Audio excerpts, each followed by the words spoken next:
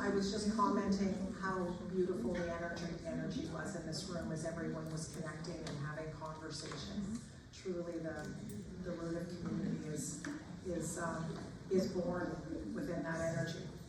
So I hope that means you're all having a good time, enjoying the speakers, and maybe connecting with someone that you haven't met previously.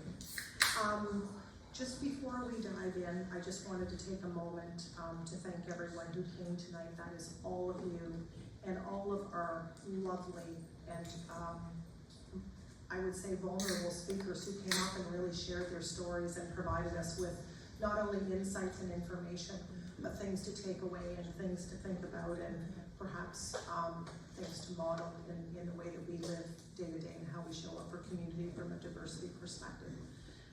And also my very sincere thanks to Where to Start. Please, this is an organization that needs your support. It needs support of all communities. So, you can donate, you can volunteer, and of course, you can spread the word about their good work and the many people that their good work affects day to day. Okay, so up next, I have the privilege of introducing Horst Bakke, he, him pronouns. Horst is an active volunteer and activist who's had a long career as a public health nurse and a healthcare manager. He is the coordinator of Living Out, Visibly and Engaged Community Response Network, and the president of Reaching Out Assisting Refugees, or ROAR. And ROAR is an organization that's dedicated to resettling LGBTQ plus refugees in Nanaimo. I'm sure this was recent, but Horst received the King Charles Coronation Medal for all of his good work in community, specifically.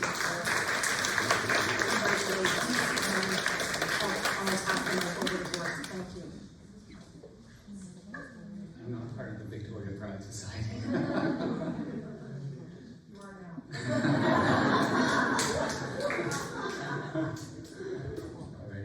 Thank you all, and thanks to all the previous speakers. It was very, very good and tall order to stand up to. A little bit about community response networks. They are organizations that make sure there's a community response available for an adult abuse, neglect, or self-neglect, and the one that I'm involved with focuses on LGBTQI people on Vancouver Island and the Gulf Islands. A little bit about terminology for those people who may not be familiar with some of the terminology. I'm not going to go through all of it. There's sexual diversity, and people are fairly familiar with lesbian, gay, bi, or bisexual. Two-spirit is something that some people may not be as familiar with. Two-spirit people are those who, well, first of all, it's an English word for many words in many different languages on Turtle Island, or what we call North America. And it incorporates ideas of sometimes sexual orientation, gender identity, gender expression as well, cultural roles. It's a pretty broad concept, and it's used by the First Peoples to, some people will self-identify that way, and some people who are sexual or gender diverse may self-identify in other ways. They may say, I'm lesbian, gay, bi, whatever, or trans. Also, this concept of language is a funny thing. Words are packages for concepts. So at the very end of this long to us LGBTQ plus, there are going to be a lot of other languages that express other concepts. There are many words that people self-identify with that the plus represents. So intersex people are people who are born with either genes, genitals, or gonads that are different from male or female specifically identified people. And they're about 2% of the population is born intersex. That's a very large number of people and very, very, very invisible. Intersex people still experience a lot of discrimination in Canada. There are no laws prohibiting surgical alteration of children who are born intersex in Canada. That's something that the United Nations has been trying to get Canada to do, is to prohibit surgical alteration of children. Under gender diversity, again, you'll see the word two-spirit. So trans people are people who don't comfortably fit or don't identify with the sex they were born with at birth. So they could be non-binary, it could be any number of other expressions of gender. All right. So as a gay man, and as a queer person, there are many situations that where people have to make decisions about coming out. Like, is it safe for me to come out in this situation? And it happens every day, every week, every month. And the questions, I've asked these questions, many of them thousands of times in my life. And it's not, the question of when did you come out, like, you're always coming out. You're always coming out.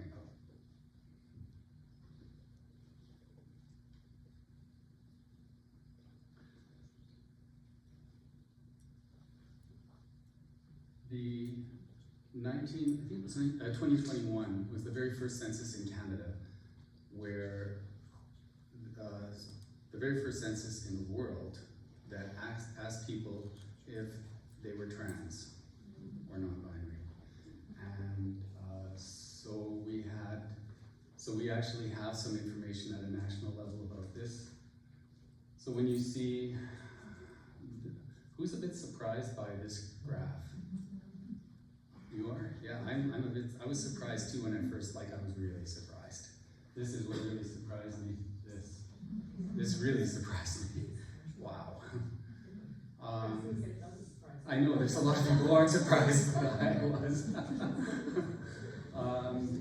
So this is really important because you'll see in the next slide why this is even more important than just wow, there's a lot of people who are sexual or gender diverse, who are bisexual. You'll see why it's important. So the largest group obviously here is bisexual women, and the smallest group is trans or non-binary. And keep in mind that this was a question asked by Census Canada. So Census Canada, that's not the most reliable way to get information about sexual orientation or gender identity. Many people, I have friends myself, who are out, who said, I didn't answer that. I didn't answer that honestly, because what are they going to do with that information? Well, actually, it's useful for me. You should have said it before. Yes. But it does represent kind of the picture of who's under the rainbow umbrella. Now, this is the shocking part here. So compared to heterosexual men, the gold standard, or the black standard in this case, they make the most money. A lot of this is, a lot of the difference in income is due to the fact that women make 25% less than men, right? About 25%, which is also, of course, obviously not acceptable. But then when you look at bisexual men and bisexual women, they make the least.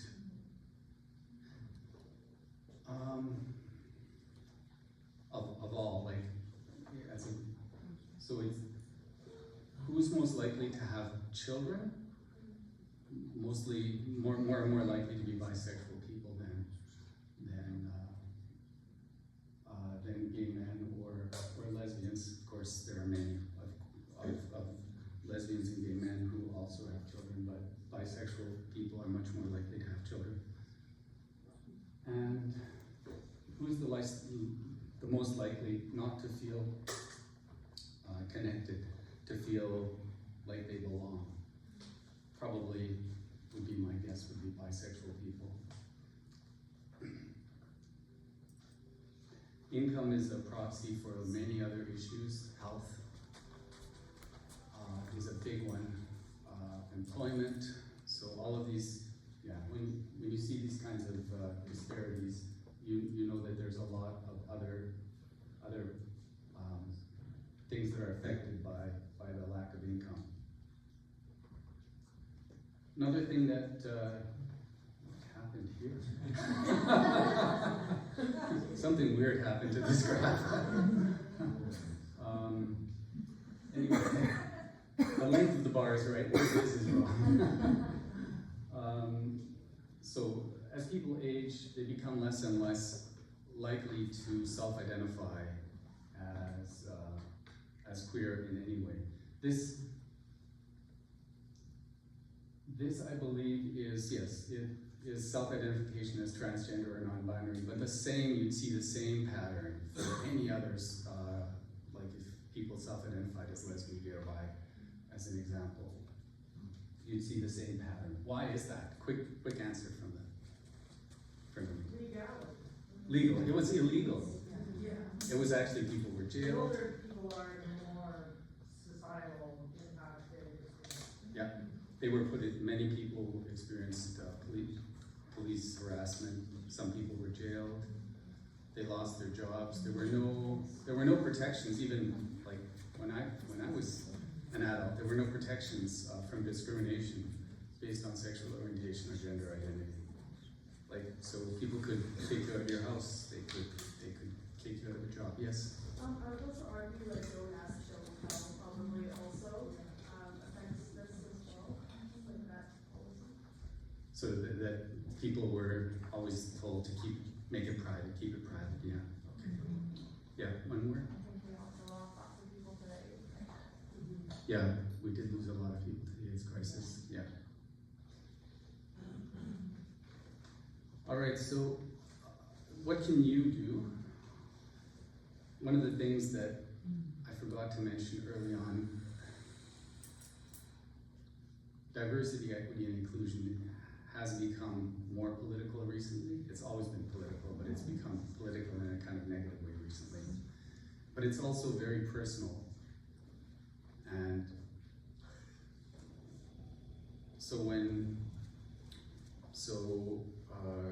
countries like the US have now removed words like gay, trans, women from all of their websites. Women, that's kind of shocking. Half the population is not on the websites anymore. So much for, it's just mind-boggling. But we have a problem in Canada too. We have a problem. There are two provinces, Saskatchewan and Alberta, that have anti-trans legislation focused on kids, like youth. So it's not like we should stand up and say, no, we're holier than thou. We have a problem. And unless we stand up, we will have more problems. So this is what you can do personally. When you're talking about, when you're asking, if you're in a work environment, or even in a personal environment, instead of asking a gendered kind of question, use words that are non-gendered. So instead of asking, how about your grandson? How about your grandchild? Do you have any grandchildren? Or do you have any siblings? instead of sisters and brothers. So keep it non-gendered. When referring to partners, first of all, not everybody has a partner or a significant other.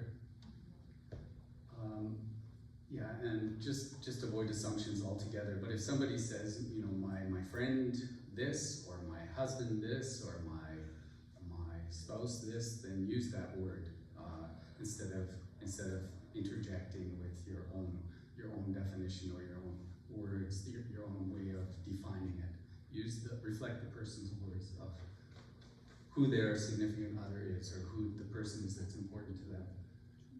If you're in a work environment, ask the questions that are relevant to the reasons that you're asking the questions. So if you're say in a healthcare environment and you're wondering about how are you going to get the kind of support you need when you go back home, you ask who's there to help you when you go back home.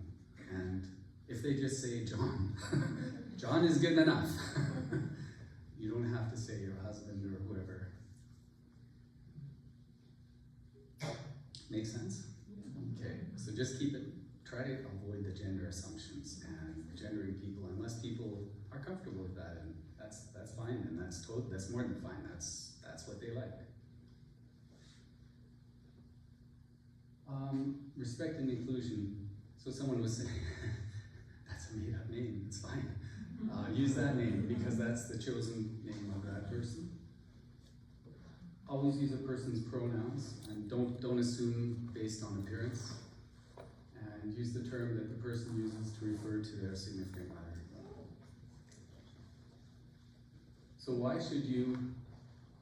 So when you're meeting people or when you're introducing people, why should you share your own pronouns? One reason to do it is by doing that, you're showing that you will respect someone else's pronouns. You're creating a welcoming environment in the interchange, in this relationship.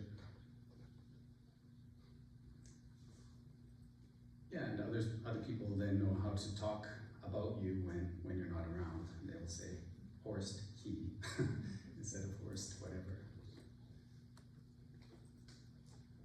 So there are many pronoun sets that people can use. To be completely honest with you, in my entire life, I have never met anyone that goes by the pronoun sets on the bottom, but many times pronouns that are in the top row.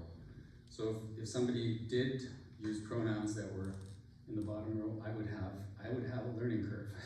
And I think many of us would in the room.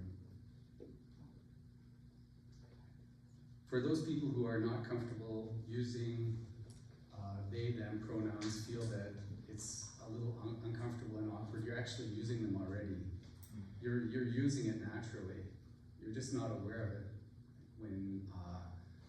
When a tradesperson doesn't show up at your work, at your home, you say, I left them a phone number and no one came by. They, you're already using them, or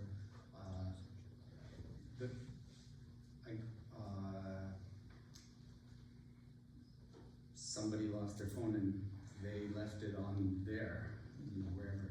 So you're already using they. And if you're still a little bit uncomfortable with the idea, just practice it in your head, get used to it, and you'll feel more comfortable with it. And mistakes will happen, and you just apologize and try to do better next time. If somebody else misgenders them, you can gently correct them. It's just fine. Just say, I think their pronouns are they, them. So again, don't make assumptions based on how people look. Create opportunities for people to share their pronouns when you're meeting people or when you're introducing yourself in a public setting like this. If you don't know someone's pronouns, it's okay to ask. And unless they ask you not to, always use their pronouns. And here are some things you can do, here's some takeaways, and I'm gonna ask you to make a commitment later. Email signatures, you can add your pronouns. Again, that shows that you're welcoming people who use a variety of pronouns.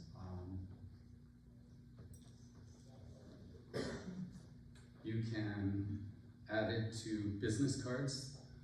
It's my business card. You can add your pronouns there. You can add your pronouns to name tags and name signage. So on the door, you know, if you've got a name sign on the door, you can add your pronouns there. Or if you're just wearing a name tag for the day, you can add your pronouns there.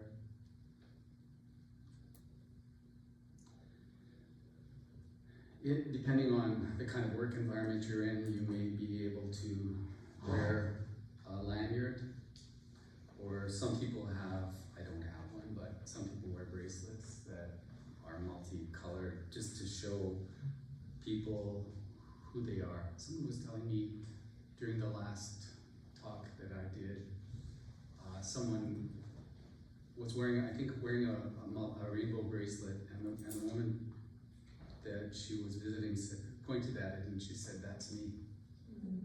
That's me." And it was an older woman. So she felt, wow, that's pretty powerful. Another thing you can do is I have these sticky notes, the sticky things, little sticky flags. You can put them on your window or door to your office or your cubicle. There is one thing that I do request though, unless you're absolutely 100% sure that you're going to be inclusive and affirming of the person, don't put it on, because if you're not, it's like tricking people. It's like, oh, it's not a good thing to do. It's actually it's really the opposite of what you want to do, because you can't just put up symbols saying that things are going to be okay and then they aren't. You can help yourself to the lanyards here, and I have some flags, and I also have some other things up here that you can help yourself to.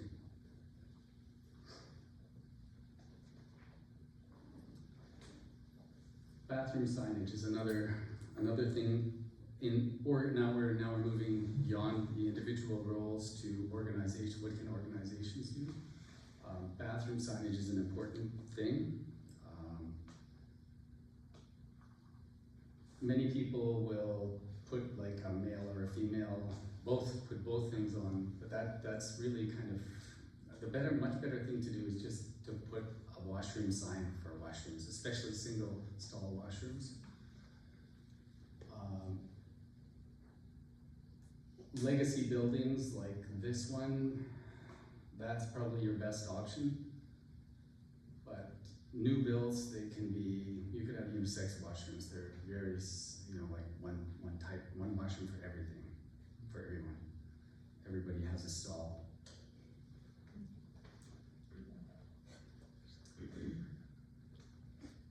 In organizations, having a sign that shows that you are a safe space or safer space can be helpful.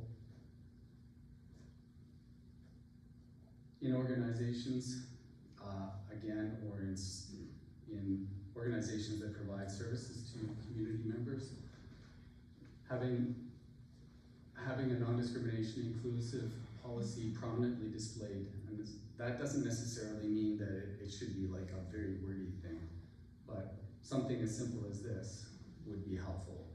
And you can change the pictures, you can change however you like it, but basically it's an inclusion policy and a non-discrimination policy. So if there's, and in terms of the non-discrimination policy, there's no point in saying we won't tolerate violence or bullying or harassment or violence unless you have actually got a process for addressing the complaints when they happen. And those complaints need to include the person that they need to roll back to the person that made the complaint as well. So there needs to be a whole process in place for addressing these kinds of complaints when they arise.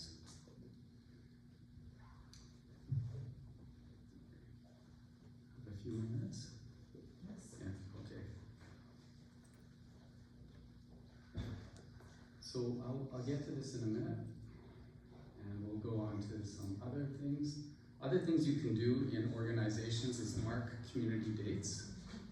So I mean, there's way more here than most organizations will want to mark, but certainly there are many opportunities to make people feel included. So does your organization celebrate diversity?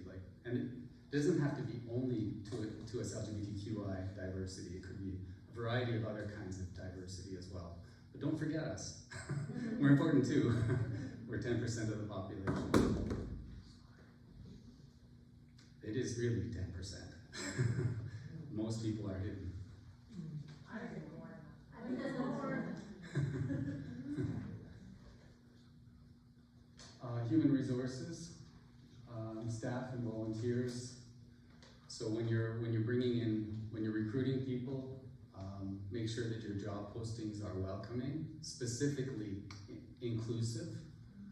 So include people who are sexual and gender diverse. Use that wording. Many times people say, do you have any suggestions? There's lots of good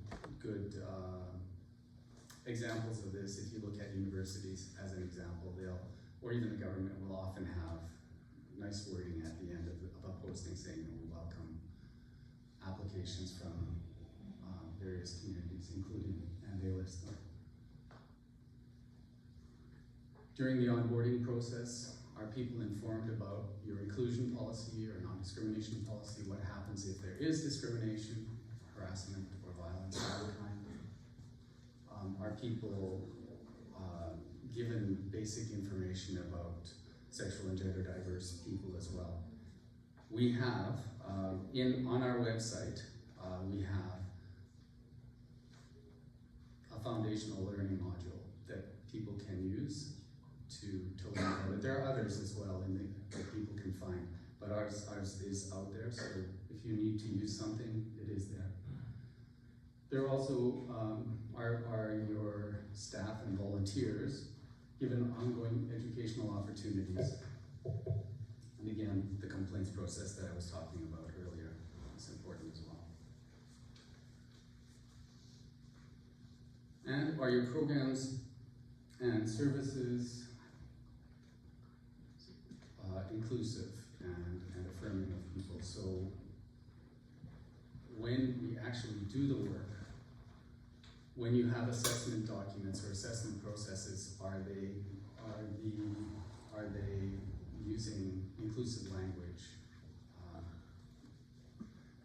and welcoming of people?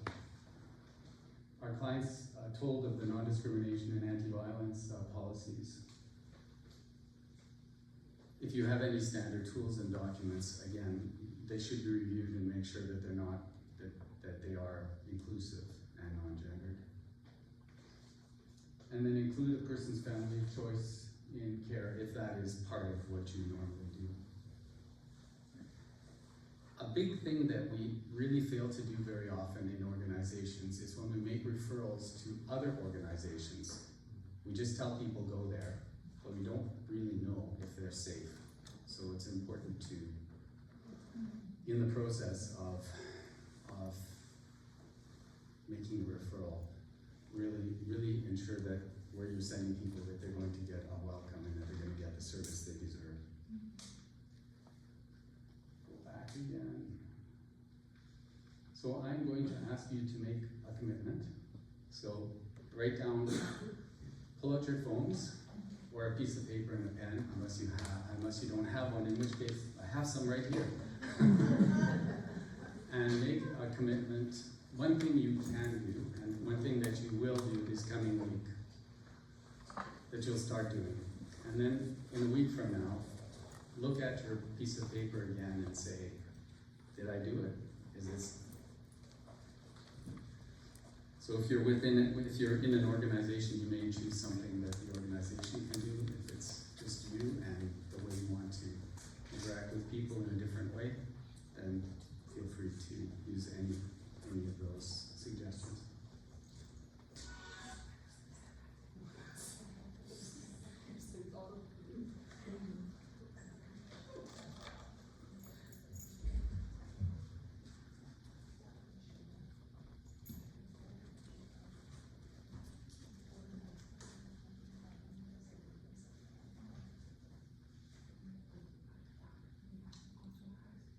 All right, if you haven't already started to work on this as an organization, go ahead, then now is the time.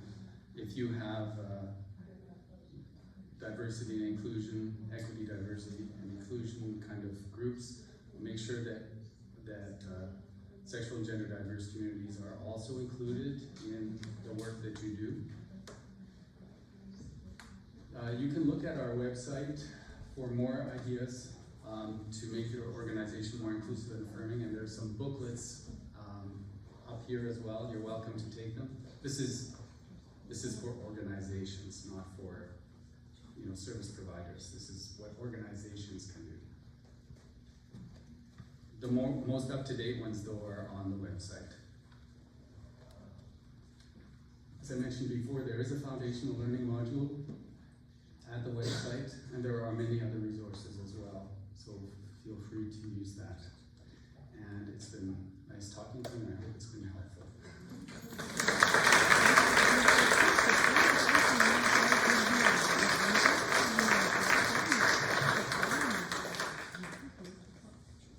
Thank you, Horst. You certainly, I know for me, you were very gracious in our conversation and provided me with some really good learning opportunities earlier, and I think for all of us. I know for me, when I think about pledging things, I look to this organization and the work that we're doing here from the EDIA perspective, and in terms of really not getting there in the way that we would like to. And I think there's a number of employee-focused documents that I'd really like to go back and take a look at and see how we are using languages in those documents. So thank you. Okay. Next up, I'm going to invite Ashley McDonald to come up. Ashley works very closely with everyone at Where to Start as the office administrator and the volunteer coordinator.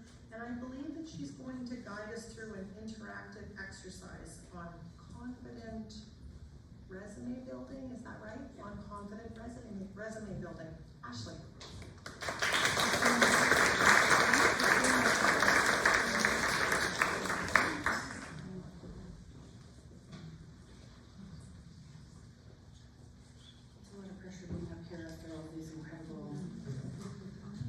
Incredible speakers.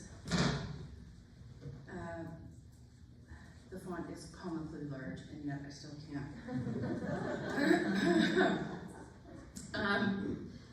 So I work in employment services. I work with people primarily who are experiencing barriers to re-entry into the workplace. I help people with basic job search skills. I help people with some career exploration, and I work truly with some of the most incredible humans I could ever imagine. I learn so much every day from these people who come to me supposedly to get guidance, which is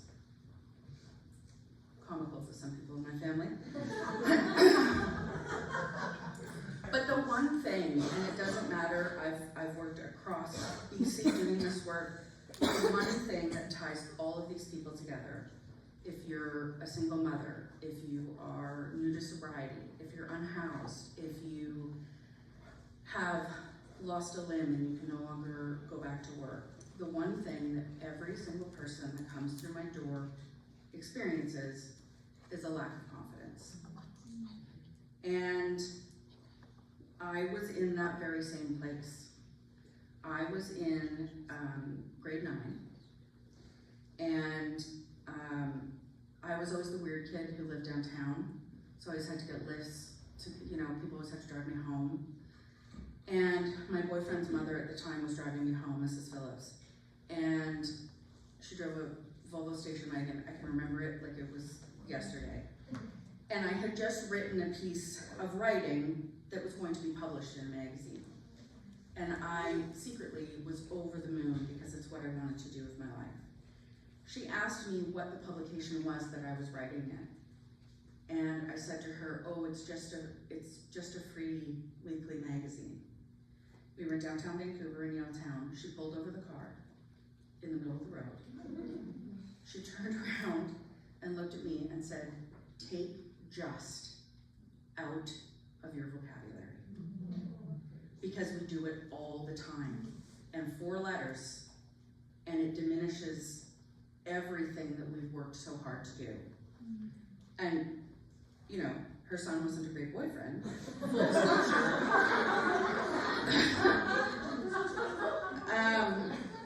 But I've never forgotten that. And in my old place of work, I had it blown up as a quote, and I attribute it to Mrs. Phillips. I'm sure she has a first name, I couldn't possibly think of what it could be. So, because I have all these clients coming in, and because this is a really big stumbling block for people, I wanted to create something that was tangible, that wasn't something completely like woo-woo, something that people could kind of sink their teeth into and act as a living reminder of what makes you great. And so, in my career, I have written and rewritten thousands of resumes. But I wanted to take the idea of a resume where you're listing, you know, all of the things that you're good at work, and I wanted to make it something more personal. Something about a resume about you. What makes you you? What makes you different from the other person? And what can you offer to community, to society, to your friends, to your family, that nobody else can? So, a lot of the people that I work with are starting entirely new careers. And it really does feel like you're starting at the bottom of a mountain, you're told to climb to the top, and you realize you're wearing flip-flops. It's so insurmountable to think that a job that, you know, for a lot of people has become their identity, you now have to completely switch course. Sometimes at a later age, usually unexpectedly, and it's just a lot to ask people. So that's why I really try to take it back to the basics and ask people what makes you stand out. Because that's the point of a resume, right? A resume has one job, to get you in the door for the interview. That's it. It's a document where you are allowed to brag, right? You're allowed to be boastful, you're allowed to be cocky, and it's gonna get you in the door or not. So, I find that it's a tool that helps silence the inner critic that we all have, and it acts as an ongoing reminder of how incredible we all are. It's packed with your biggest wins, your boldest moves, and moments that prove just how wonderful and capable you are. Because confidence isn't something that you're born with, it's something that you build. Brick by brick, win by win, step by step. It's an inside job. And it's what fuels action. Action to change your career, action to apply for that big scary job that you don't think you can do, but secretly you know you really can do. It's what helps us step into opportunities instead of shying away from them. It's what allows us to push through setbacks, rise after failure, and keep moving forward when things get tough. If you think about some of the most successful people in the world, they're not waiting around for someone else to tell them that they're great. They know it, and they show up every day because they know it. It's also about remembering that you've done some pretty incredible things, and then using that to fuel whatever your next challenge is, whatever the next barrier is that you're trying to break through. If you think of it like a tank of gas, right? So compliments, awards, all the external validation, you know, your partner says you're pretty, all of that stuff feels great, but that's like the kind of, like, that's like regular grade gas, right? That's the thing that we all choose because it's like maybe it's $1.25 and we feel like we're robbing a bank. I'm talking about like the high octane gas that's about $4 a liter or a gallon or whatever it is. And that premium has to come from within. We can't put that burden on the people in our lives to provide us an ongoing list of why we're great. We have to come to the realization ourselves. And the other thing is that don't include just your work accolades. In fact, don't include them at all. Just include the things day to day that you've done that are cool, that you're proud of.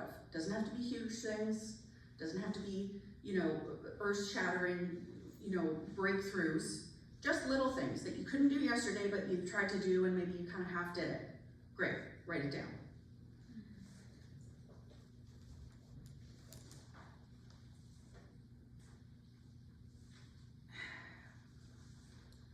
So, write down those things and reflect on the moments that make you say, wow, I did that. And don't limit it to professional accolades. Include the adversities that you've endured. For example, were you in labor for 3 days? Did you sail 1,000 kilometers on a raft? Did you pick up your entire life and move to a small town in a 10-day period? All of those things are on my resume. Could I do any of them again? No. Did you mend a broken friendship? Did you separate from your partner amicably? Did you take a massive leap of faith? Because sadly, as a society, we've grown more comfortable believing in the mindset of I'm not good enough, I can't do it, and they don't like me. If I were to speak about writing a resume about all the things that you struggle with, I was going to say a bad word there, but I changed the word. Everyone here would have a list a mile long. And it's about changing your mindset to think about all the ways and all the reasons that you're awesome. The next step is to write down some traits that you have that you're particularly proud of.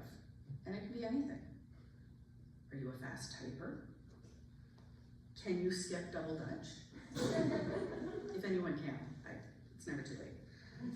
Have you done the Wordle consistently for the last 2 weeks? Can you speak a different language? Anything you do that makes you stand out. You don't have to be an expert, but list some attributes that you love about you. And if anyone is having a hard time coming up with things to list, and the doubt is creeping in that maybe you don't have a lot of stuff to list, let me stop you. Because you do. We absolutely do. One of the first times that I did this exercise was about 10 years ago, and I was working in Prince George, and my client was a single mother of 7 children. She was living in addiction. She was in domestic violence, and I did this exercise with her, and she looked at me and said, I have nothing to add. And I said, hang on a second. You have how many children? She was like, 7. And I was like, okay, so time management, organization, patience, conflict resolution. And as soon as I kind of started saying things, she started going. And then she was on a train. She was going full force. And it turned around for her, and she realized that, you know, maybe she could set her sights a bit higher than she would have before the conversation. Because if you think right now of something that you would put on your resume, one moment where you surprised yourself, if you hold on to that, that is proof of your greatness.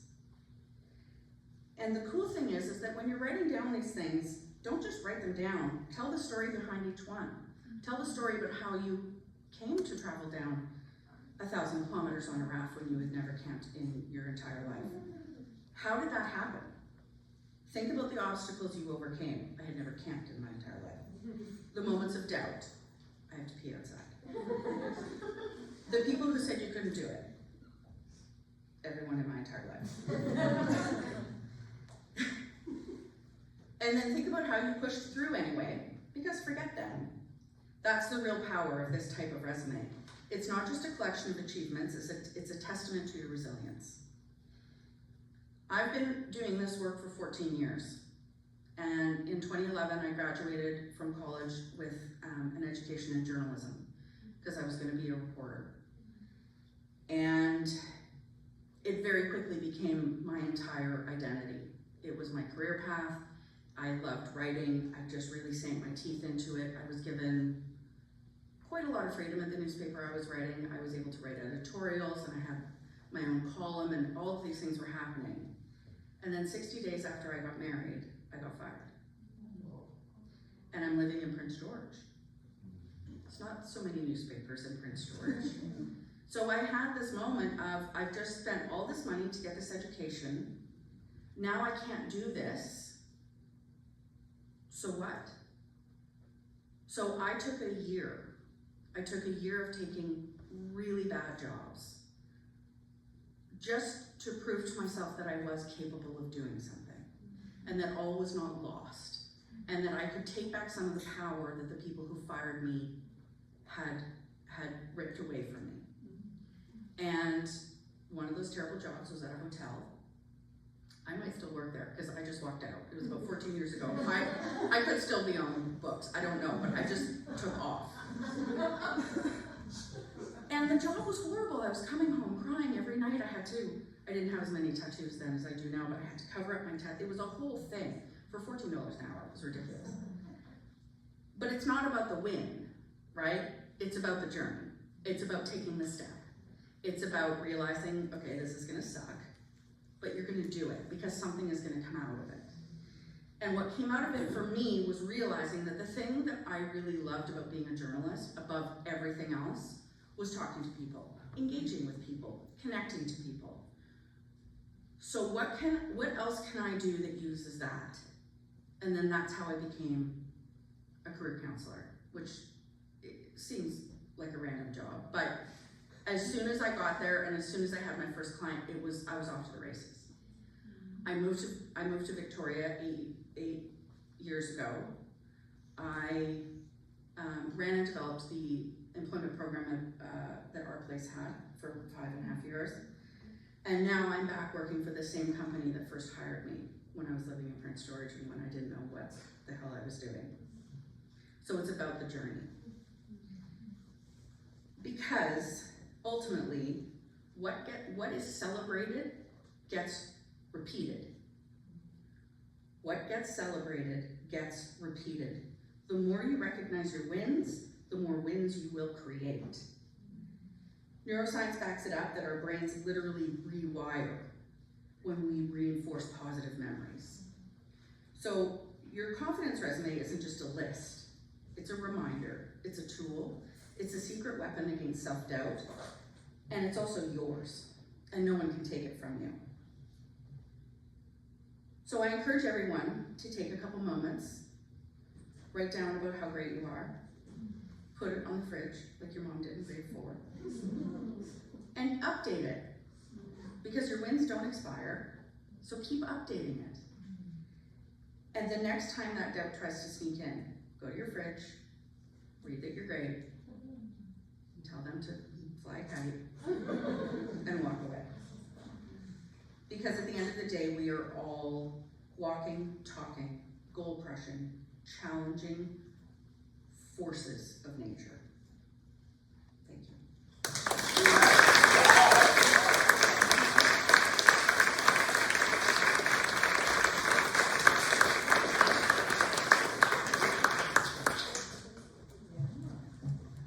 We saved her for last because that's a tough act to follow. I think probably the world that you live in, and especially career-wise, is in such a richer and better place for your change in career. So many people, I think, are so positively impacted. You can just hear it. You can hear it in your voice, in the love that you have for those around you. The city especially is grateful to have people like you as part of our community. So thank you, Ashley.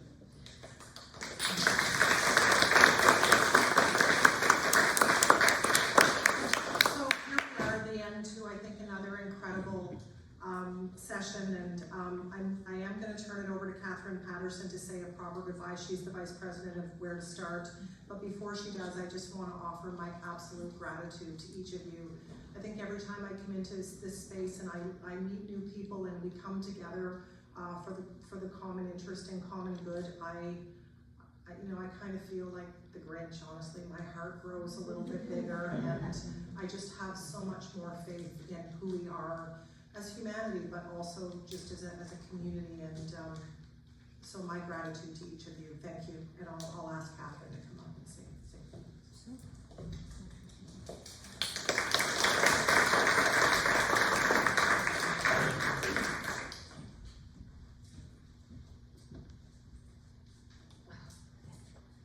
What an evening.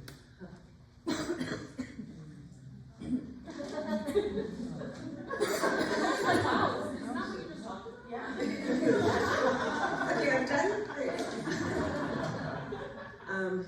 Really, this has been an absolutely incredible evening. The sharing, the learning, the energy within the room. I feel very blessed and honored to share this with all of you on these beautiful lands that we are in this amazing event space. So I'd like to begin by thanking our amazing MC, Tracy Gray,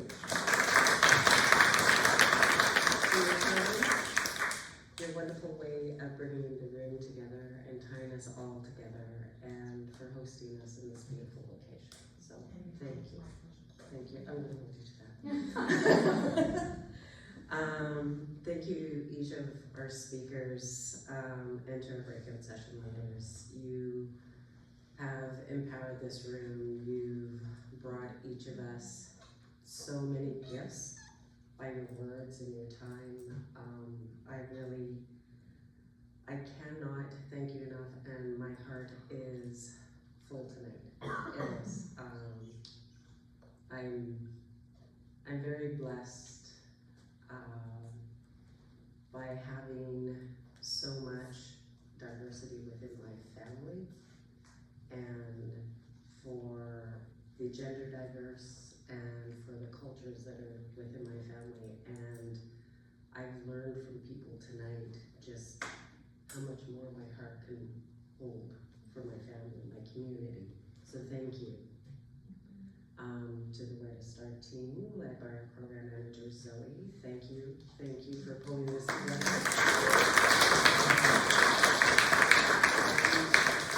To the volunteers that were here to help put this together, to Saba, who has kept us going here.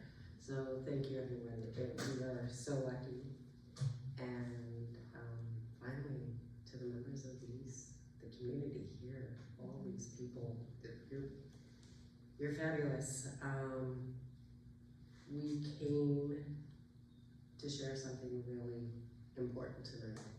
We came to share about the diversity, the inclusion, and the confidence in our community. And I'm not following my notes now.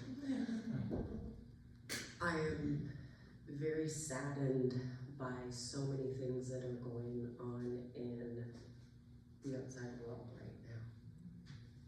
And I am so thankful for each and every one of you, because it reminds me of how good people are and how we don't see it in the news and across the papers.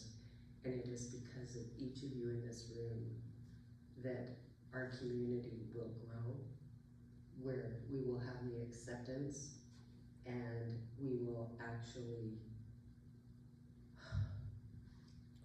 make it safer for everyone within our community. So thank you. I'm just gonna skip over all that. I did bear witness tonight to bringing individuals together. And I'm so thankful. I am so thankful. I'm thankful to the board. I'm thankful to everyone in this room. So thank you for sharing the evening. And I want to make sure you all get home safe. So please make sure you do that. Hopefully it's not raining outside. So thank you. And I'll turn it back.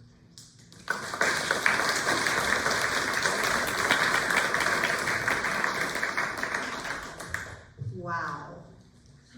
Yeah, just wow. There are some things here that horses said, or you're welcome to take on your way out. And as Catherine said, please get home safely. I really look forward to seeing all of you at the next event, and I've heard there's one in the works. So thank you so much.